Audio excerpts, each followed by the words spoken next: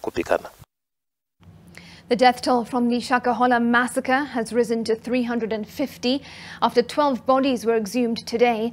According to crime scene investigators, there are still mass graves in the forest and therefore more bodies are expected in the coming days.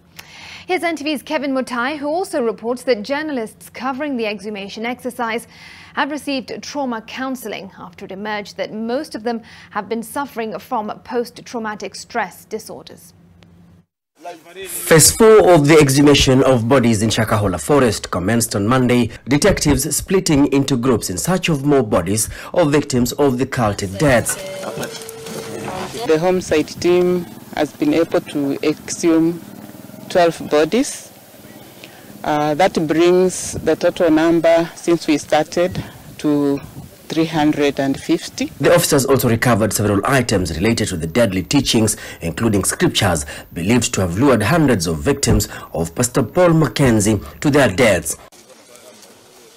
Such an rescue operation is still going on, with patrols also intensified to scan the forest despite minimal chances of finding anyone alive. The rescues, because the numbers have gone down, remain the same at 95. And the arrests at the moment we are at 37. Those who are giving the DNA samples since we started, so far the number has increased to 253.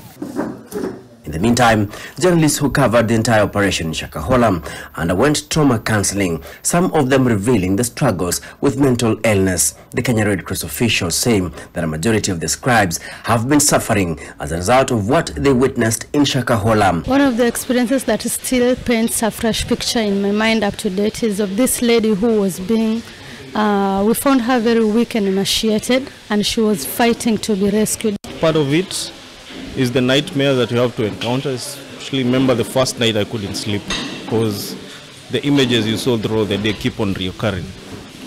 But we've been taught how to deal with it. Some of them are calling for further referrals for proper assistance. Nimekuwa na panic attacks since niende Shakahola, na feel ya kwamba ningehitaji zaidi ushauri na nasaha, especially mambo na mental illnesses, kwa sababu na feel ya kwamba hii ni issue ambayo ilikuwa imeni affect sana. A lot of us are exposed to bad news all the time, and it's bad news, you know, death, destruction, poverty, and so much grief. And if you don't get to decompress, it builds up. It really builds up. Watu wengi wakati tulipo assess tuliona walipatikana na trauma, kwa sababu ni kitu ambao ilishangaza wengi, kwa sababu wakati ilipoanza tulifikiri ni kitu ambao itakuwa kwa muda mfupi, lakini baadaye tukakuja tukagundua ya kuwa imechukua muda mrefu kuweza kuintervene, na ndio baadhi ya shida ambao tulipata ni kuwa watu walipatikana na ile ambao tunaita post traumatic stress disorder ama PTSD. The exhumation of bodies continues on Tuesday.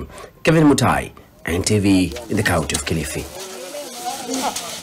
Meanwhile, the government has denied reports that the mastermind of the deadly